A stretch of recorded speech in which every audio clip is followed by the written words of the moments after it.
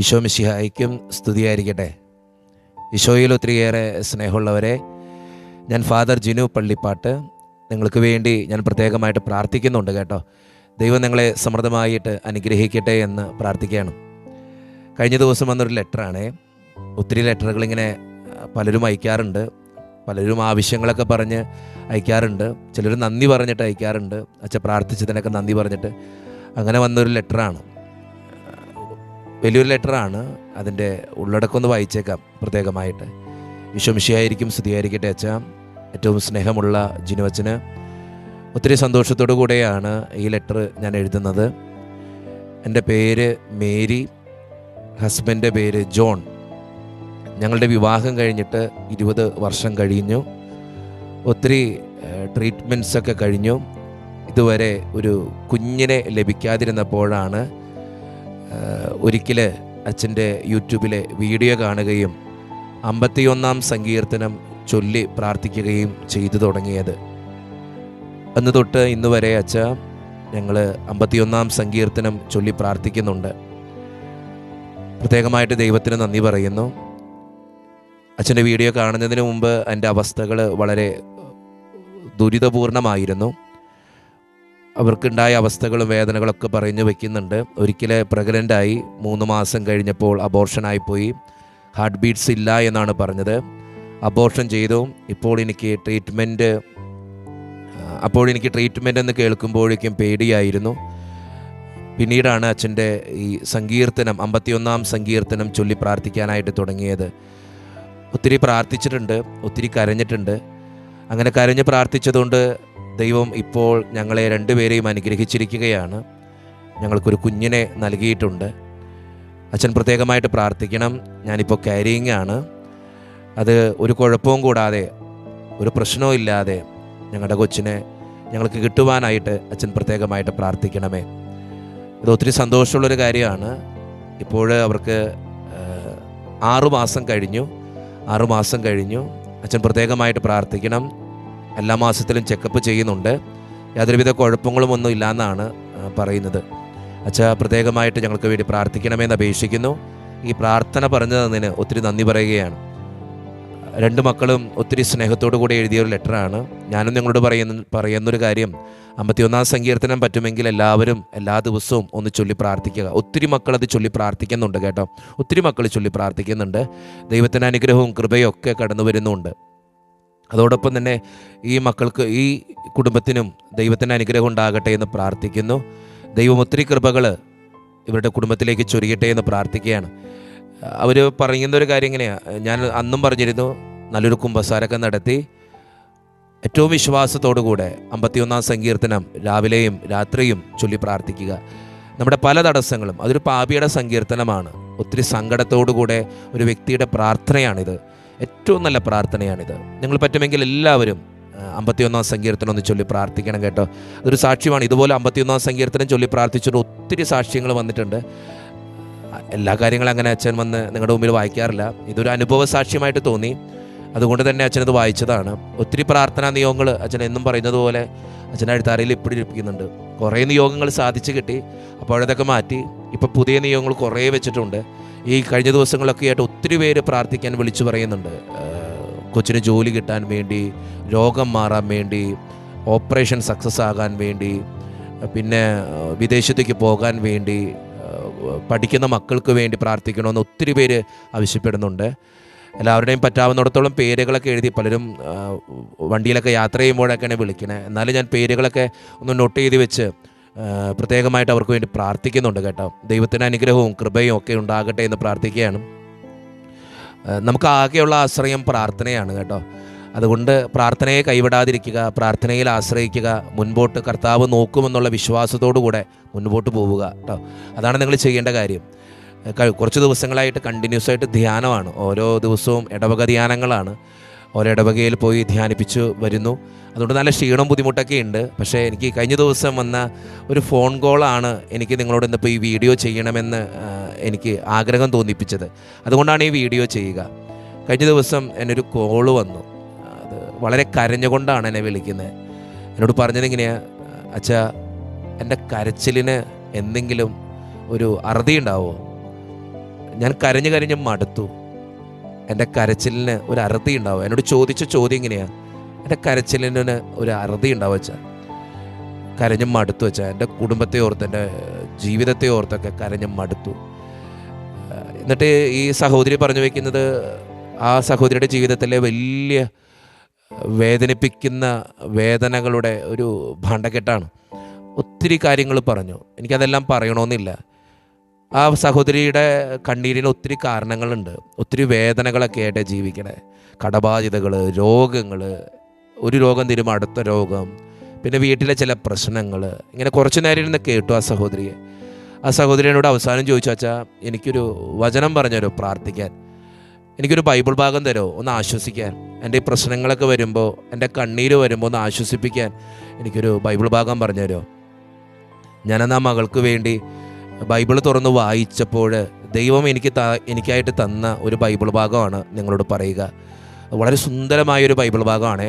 നിങ്ങൾ പറ്റുമെങ്കിൽ ഒന്ന് വായിക്കുക. നിങ്ങളിപ്പോൾ കരയുന്നവരാണെങ്കിൽ, നിങ്ങളിപ്പോൾ വേദനിക്കുന്നവരാണെങ്കിൽ, ഒരു പ്രശ്നത്തിലൂടെ കടന്നു പോകുന്നവരാണെങ്കിൽ, സങ്കീർണമായിട്ടുള്ള ഒത്തിരിയേറെ ദുരാനുഭവങ്ങൾ നിങ്ങളുടെ ജീവിതത്തിലുണ്ടെങ്കിൽ, അച്ഛൻ പറയുക ഈ ബൈബിൾ ഭാഗം ഒന്ന് വായിക്കണം. ഇത് ഒത്തിരി അനുഗ്രഹങ്ങൾ നിങ്ങളുടെ ജീവിതത്തിൽ തരും, ഒത്തിരി അനുഗ്രഹങ്ങൾ ജീവിതത്തിൽ തരും. ഇതിൽ തന്നെ പറഞ്ഞു വയ്ക്കുന്നുണ്ട് ഒരു 3-4 അനുഗ്രഹങ്ങൾ. ആ ബൈബിൾ ഭാഗം വായിക്കുമ്പോൾ തന്നെ നിങ്ങൾക്ക് മനസ്സിലാവും. എന്നിട്ട് ഈ ബൈബിൾ ഭാഗം പറഞ്ഞൊന്ന് പ്രാർത്ഥിക്കണം. ബൈബിൾ ഭാഗം എന്ന് വെച്ചാൽ ഏശയ്യായുടെ പുസ്തകം 30-ാം അധ്യായം അതിൽ 15 മുതൽ നിങ്ങളൊന്ന് വായിക്കണം. വളരെ സുന്ദരമായ ഒരു ബൈബിൾ ഭാഗമാണ്. ഏശയ്യാ പ്രവാചകൻ്റെ പുസ്തകം 30-ാം അധ്യായം 15 മുതൽ ഒന്ന് വായിക്കണം. അത് ഒന്നോട്ട് വായിച്ചു തുടങ്ങിയാൽ വളരെ അനുഗ്രഹമായിരിക്കും. ഒന്നാമത്തെ ഇതോട് സഹായത്തിന് ഈജിപ്തിലേക്ക് ഇന്ന് തുടങ്ങുന്നൊരു ബൈബിൾ ഭാഗമാണ്.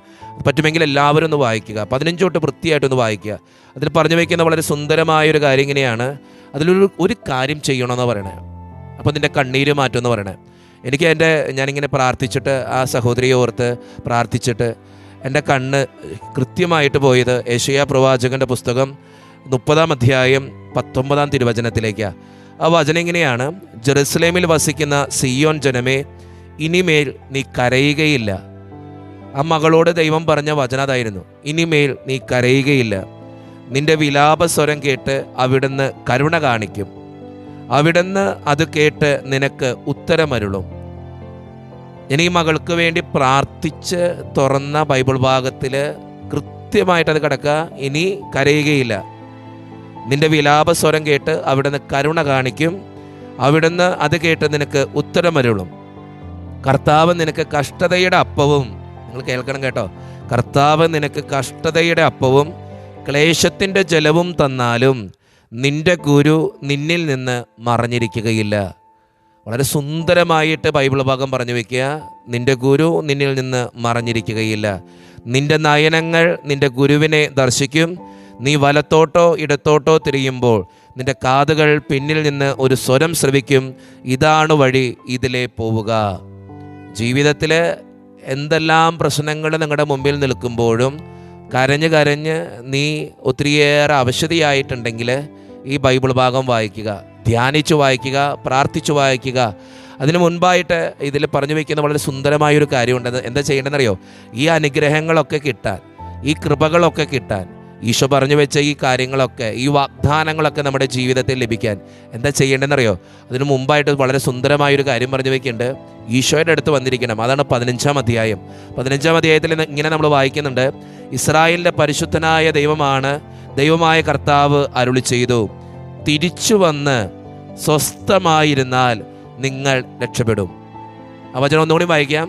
ഇസ്രായേലിൻ്റെ ദൈവമായ കർത്താവ് അരുളി ചെയ്തു, തിരിച്ചു വന്ന്. നീ നിൻ്റെ ജീവിതത്തിൻ്റെ ഏതവസ്ഥയിലാണെങ്കിലും, ചിലപ്പോൾ ഒത്തിരി തിരക്കുകളായിരിക്കാം, ആകുലതകളായിരിക്കാം, ടെൻഷനായിരിക്കാം, ഒത്തിരി തിരക്കുകൾ നിൻ്റെ ജീവിതത്തിലുണ്ടായിരിക്കാം. പക്ഷെ കർത്താവ് പറയുക, തിരിച്ചു വന്ന് സ്വസ്ഥമായിരുന്നാൽ നിങ്ങൾ രക്ഷപ്പെടും. ആരുടെ സന്നിധിയിൽ? കർത്താവിൻ്റെ സന്നിധിയിൽ തിരിച്ചു വന്ന് സ്വസ്ഥമായിട്ടിരുന്നാൽ നീ രക്ഷപ്പെടുമെന്ന് പറയണേ.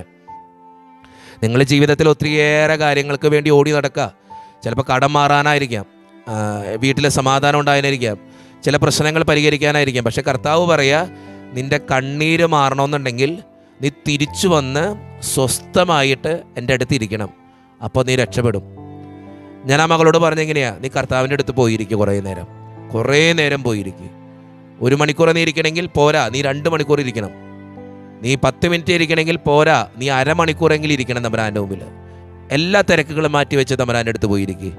എനിക്ക് നിങ്ങളോട് പറയാനുള്ളത് തന്നെയാണ്, നീ കരയുന്ന ഒരവസ്ഥയിലാണെങ്കിൽ, ഒത്തിരി സങ്കീർണമായിട്ടുള്ള പ്രശ്നങ്ങൾ നിൻ്റെ ജീവിതത്തിലുണ്ടെങ്കിൽ, ഈ ബൈബിൾ ഭാഗം പറയുക. യെശയ്യാ പ്രവാചകൻ്റെ പുസ്തകം 30-ാം അധ്യായം 15 മുതലുള്ള വാക്യങ്ങളൊന്ന് വായിച്ചു നോക്കണം. അതിൽ കൃത്യമായിട്ട് പറഞ്ഞു വയ്ക്കുന്നുണ്ട്, നിൻ്റെ പ്രശ്നങ്ങൾക്കുള്ള ഉത്തരം ഇവിടെ കൃത്യമായിട്ട് പറഞ്ഞു വയ്ക്കുന്നുണ്ട് കർത്താവ്. നീ ഒത്തിരി പ്രശ്നങ്ങൾ അനുഭവിക്കുമ്പോൾ, ഒത്തിരി സങ്കടങ്ങൾ അനുഭവിക്കുമ്പോൾ, നിൻ്റെ കണ്ണീര് മാറ്റാൻ നീ ചെയ്യേണ്ട കാര്യം, നീ കർത്താവിൻ്റെ സന്നിധിയിൽ സ്വസ്ഥമായിട്ട് പോയിരിക്കണം.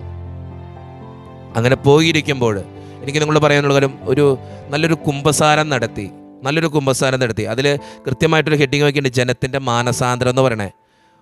അനുതാപമുള്ളൊരു മനസ്സോടുകൂടെ നല്ലൊരു കുമ്പസാരം നടത്തി നീ തമ്പുരാൻ്റെ സന്നിധിയിൽ പോയിരുന്നാൽ കർത്താവ് പറയുക, നിൻ്റെ കണ്ണീര് ഞാൻ മായ്ക്കുമെന്ന് പറയണേ, നിൻ്റെ വേദനകൾക്ക് ഞാൻ ഉത്തരം തരുമെന്ന് പറയണേ. അത് കൃത്യമായിട്ട് പറഞ്ഞു വയ്ക്കുന്നുണ്ട്.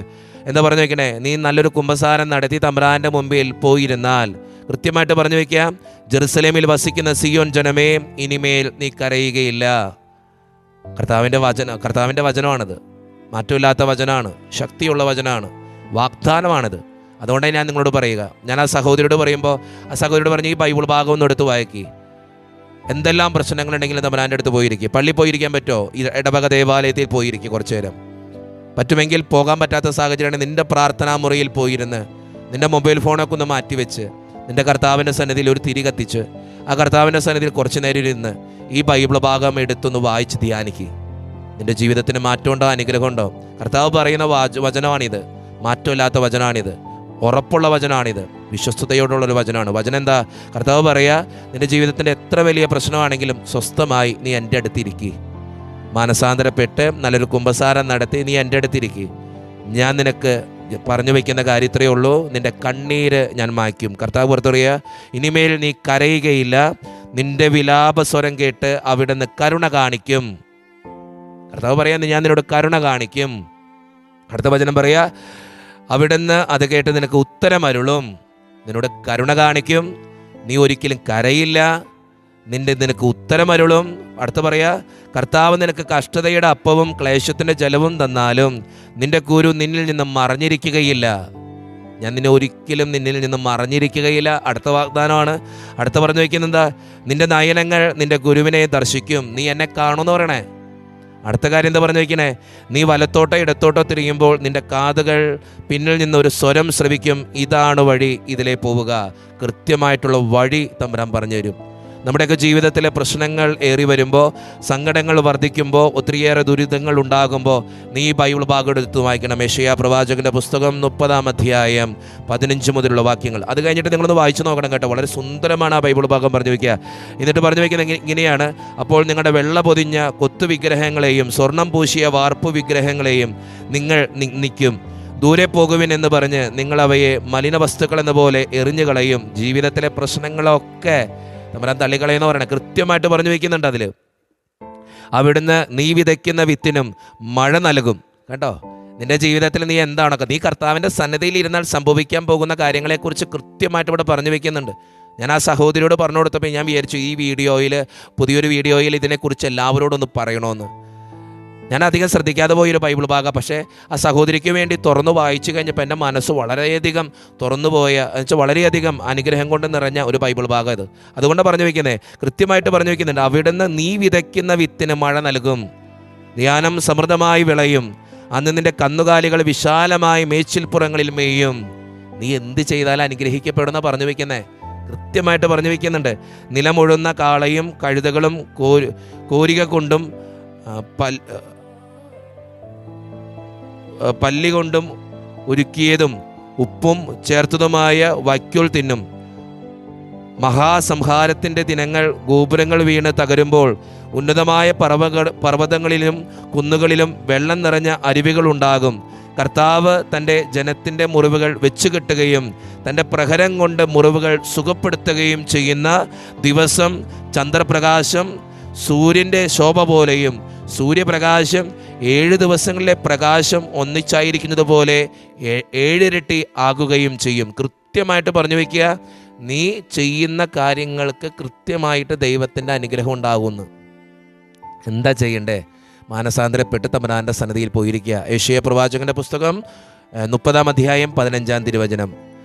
അങ്ങനെ നീ പോയിരുന്നാൽ നിനക്ക് എന്താ കിട്ടുന്നത്? അത് കൃത്യമായിട്ട് പറഞ്ഞു വയ്ക്കുന്നുണ്ട്. 19 മുതലുള്ള വചനങ്ങൾ. നിൻ്റെ കണ്ണീര് ഞാൻ മായ്ക്കും, നിൻ്റെ വിലാപ സ്വരം കേട്ട് അവിടുന്ന് കരുണ കാണിക്കും, നിനക്ക് ഉത്തരമരുളും, കഷ്ടതയുടെ അപ്പവും ക്ലേശത്തിൻ്റെ ജലവും തന്നാലും ഞാൻ നിന്നിൽ നിന്ന് ഒരിക്കലും മറഞ്ഞിരിക്കില്ല, ഞാൻ നിൻ്റെ കൂടെ ഉണ്ടാകും, നിൻ്റെ നയനങ്ങൾ ഗുരുവിനെ ദർശിക്കും. കൃത്യമായിട്ട് പറഞ്ഞു വയ്ക്കുക, കൃത്യമായിട്ടുള്ള വഴി നിനക്ക് പറഞ്ഞു തരും. എൻ്റെ സ്നേഹം നിറഞ്ഞവരെ, ജീവിതത്തിൽ ഒത്തിരി പ്രശ്നങ്ങളുണ്ട് നമുക്ക്. ആ പ്രശ്നങ്ങളുടെ നടുവിൽ തമ്പുരാൻ്റെ അടുത്ത് പോയിരിക്കുക. എത്ര വലിയ ദുരിതങ്ങളാണെങ്കിലും, എത്ര വലിയ സംഘർഷഭരിതമായ നിമിഷങ്ങളാണെങ്കിലും തമ്പുരാൻ്റെ അടുത്ത് പോയിരിക്കുക. കർത്താവുണ്ട് നിനക്ക്, കർത്താവുണ്ട് നിന്നോട് കരുണ കാണിക്കാൻ, കർത്താവുണ്ട് നിനക്ക് വഴിയൊരുക്കാൻ. കേട്ടോ? അതുകൊണ്ട് ജീവിതത്തിലെ സങ്കടങ്ങൾ വരുമ്പോൾ കരഞ്ഞ് കരഞ്ഞ് തീരാതെ കർത്താവിൻ്റെ അടുത്ത് പോയിരുന്ന് കരയും. പ്രശ്നങ്ങൾ വരുമ്പോൾ ആകുലപ്പെടാതെ കർത്താവിൻ്റെ അടുത്ത് സ്വസ്ഥമായിട്ട് പോയിരിക്കും. നല്ലൊരു കുമ്പസാരമൊക്കെ നടത്തി തമ്പുരാൻ്റെ മുമ്പിൽ, കർത്താവേ നീ മാത്രമുള്ളൂ ഞങ്ങളുടെ ശരണം, നീ മാത്രമുള്ളൂ ഞങ്ങളുടെ ആശ്രയം എന്ന് പറഞ്ഞ് പോയിരിക്കുക. ഒത്തിരി അനുഗ്രഹങ്ങളും കൃപകളും ജീവിതത്തിലുണ്ടാകും. അതുകൊണ്ട് സ്നേഹം നിറഞ്ഞവരെ, ഈ ബൈബിൾ ഭാഗം, ഈ ടോക്ക് പറ്റുമെങ്കിൽ എല്ലാവർക്കും ഒന്ന് ഷെയർ ചെയ്യുക. എല്ലാവരും ഒന്ന് അറിയട്ടെ. കരയുന്ന മനുഷ്യൻ്റെ കണ്ണീരൊപ്പാൻ ദൈവത്തിൻ്റെ കരമുണ്ടെന്ന് അവർ തിരിച്ചറിയട്ടെ. അതുകൊണ്ട് കരയുന്നവരാണ് നിങ്ങളെങ്കിൽ ഒറ്റ ഉത്തരം അച്ഛന് പറയാനുള്ളൂ. യെശയ്യാ 30:15 വായിക്കണം. നീ സ്വസ്ഥമായി കർത്താവിൻ്റെ അടുത്ത് പോയിരിക്കണം.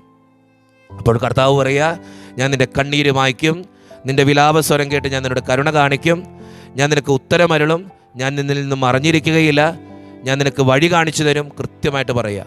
അതുകൊണ്ട് ജീവിതത്തിൻ്റെ പ്രശ്നങ്ങൾ ഒത്തിരിയേറെ ഉണ്ടെങ്കിലും അതെല്ലാം മാറ്റാൻ കഴിവുള്ള ഒരു ദൈവമുണ്ടെന്ന് തിരിച്ചറിഞ്ഞുകൊണ്ട് ആ ദൈവത്തിൻ്റെ അടുത്ത് പോയിരിക്കണം. കേട്ടോ? ദൈവം കൂടെയുണ്ട്. ദൈവം നിങ്ങളെ സഹായിക്കും.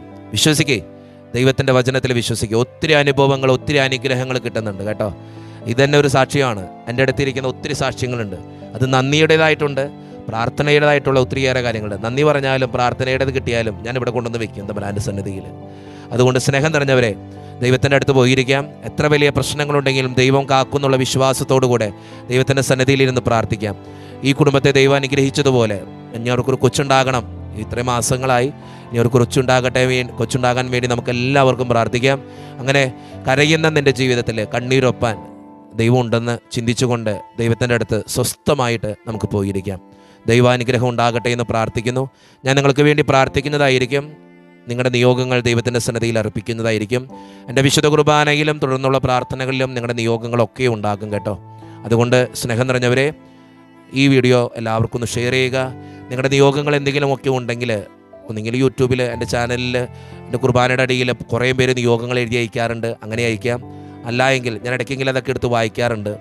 ചിലർ നിയോഗങ്ങൾ, പ്രാർത്ഥനകളൊക്കെ പറയാറുണ്ട്. അതോടൊപ്പം വാട്സപ്പിലോ ഫേസ്ബുക്കിലോ മെസ്സഞ്ചർ വഴിയോ ഒക്കെ നിങ്ങൾക്ക് നിയോഗങ്ങൾ അയക്കാവുന്നതാണ്. ഞാൻ നിങ്ങൾക്ക് വേണ്ടി പ്രാർത്ഥിക്കുന്നതായിരിക്കും എന്ന് പ്രത്യേകമായിട്ട് ഉറപ്പ് തരുന്നു. എല്ലാവരെയും ദൈവം അനുഗ്രഹിക്കട്ടെ എന്ന് പ്രാർത്ഥിക്കുകയാണ്. നമുക്കൊരു നിമിഷം ഒന്ന് പ്രാർത്ഥിക്കാം. കാരുണ്യവാനായ കർത്താവേ, ഞങ്ങളുടെ പ്രാർത്ഥന കേൾക്കുന്ന ഞങ്ങളുടെ സ്വർഗീയ അപ്പച്ച, കരയുന്ന ഈ മക്കളുടെ ജീവിതത്തിൽ നിൻ്റെ കൃപ നീ ചൊരിയണേ കർത്താവേ.